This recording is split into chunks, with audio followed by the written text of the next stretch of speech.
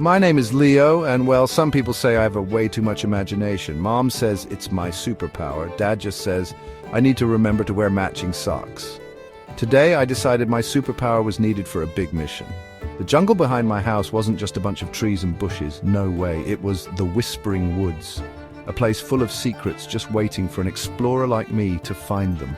I packed my official explorer's bag with a juice box, a half-eaten granola bar, and my trusty magnifying glass. I told my dog, Buster, that he had to stay behind. This was a one-kid job, too dangerous for a dog who is scared of squirrels.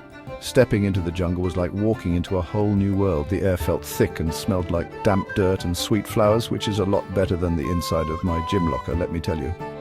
Sunlight tried to peek through the giant green leaves above, making little dancing circles on the ground. It was like the jungle had its own disco ball. I took a deep breath, puffed out my chest, and felt like a real hero from one of those old black and white movies. My mission was simple: find something amazing. I didn't know what it was yet, but I knew I'd know it when I saw it. This was going to be epic. The sounds were the coolest part. It wasn't quiet like my house when Mom is trying to get my baby sister to nap. It was loud, but in a good way. There were chirps, clicks, and a low hum that seemed to come from everywhere at once. It was like the jungle had its own orchestra, and every bug and bird was playing an instrument. I imagined a tiny frog conducting the whole thing with a little twig baton. I had to be careful where I stepped. The ground was a messy carpet of fallen leaves, twisty roots, and weird-looking mushrooms. One wrong step and you could trip, which would be a pretty embarrassing start to a heroic quest. So there I was, Leo the Brave, taking my first steps into the unknown. I held my magnifying glass up to my eye, pretending it was a high-tech scanner. Scanning for adventure, I whispered to a big fern that looked like a giant green feather. The fern didn't say anything back, which was probably for the best. I wasn't really looking for a conversation with a plant. I was on the lookout for treasure or a lost city or maybe even a friendly dinosaur, you never know. In the Whispering Woods, I was pretty sure that anything could happen.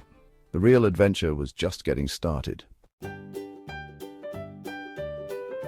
As I walked deeper, the jungle started showing off its coolest stuff. First, I saw a parrot. But this wasn't just any old parrot. It was a rainbow flash parrot, which is a name I totally just made up. It had feathers that were bright blue, fiery red, and sunny yellow, all mixed together like a messy painting. It was sitting on a branch, squawking, like it was telling a really funny joke to another bird. I tried to squawk back, but it just sounded like a squeaky door. The parrot just tilted its head, probably thinking I was the weirdest looking bird it had ever seen. I decided not to try talking to animals again for a little while. Then I saw the plants. There was one called a giggle bloom. Okay, I made that name up too, but it fit perfectly. It had these big, round petals that were bright pink with purple polka dots.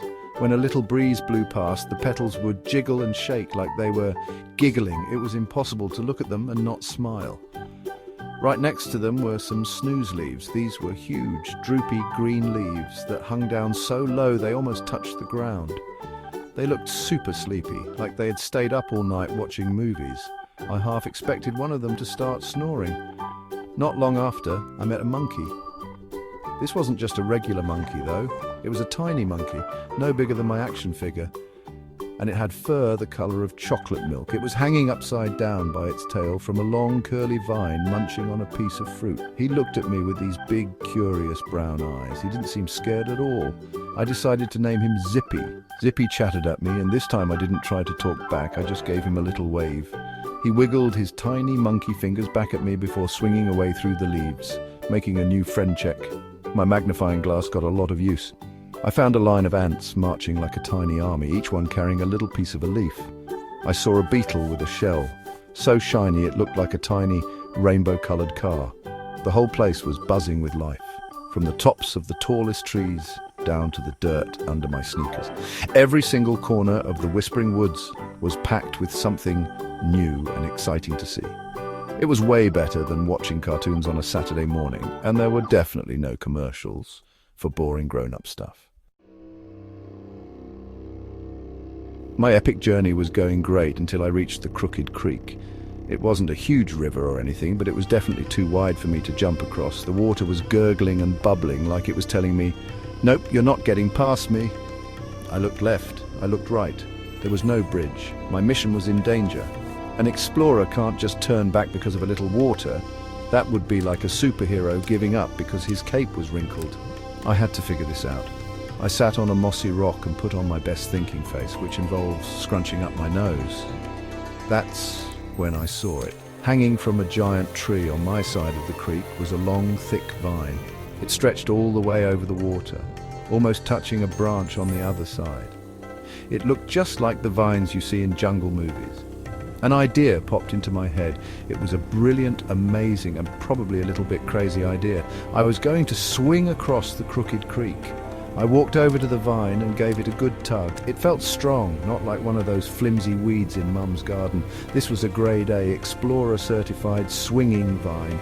I took a few steps back to get a running start. My heart was thumping like a drum solo. This was the moment of truth. Was I Leo the brave or Leo the guy who was about to get really wet? I took a deep breath, ran as fast as I could, and grabbed onto the vine. For a second, my feet were still on the ground, then whoosh! I was flying. The wind rushed past my ears, and for a glorious 3 seconds, I was soaring through the air, right over the gurgling water below. It was the coolest feeling ever. I felt like a real jungle king. I landed on the other side with a soft thud on a pile of leaves. Okay, maybe it was more of a clumsy stumble, but I stayed on my feet. That's what counts. I had done it. I had faced the challenge of the crooked creek and won. I looked back across the water and gave the creek a triumphant grin. I even saw Zippy the monkey peek out from behind a tree, and I'm pretty sure he was clapping his tiny monkey hands for me. Solving a big problem with a little bit of bravery felt even better than finding treasure. After my big swing, I felt like I could do anything. I kept exploring, feeling super proud of myself. That's when I stumbled into a clearing I hadn't seen before.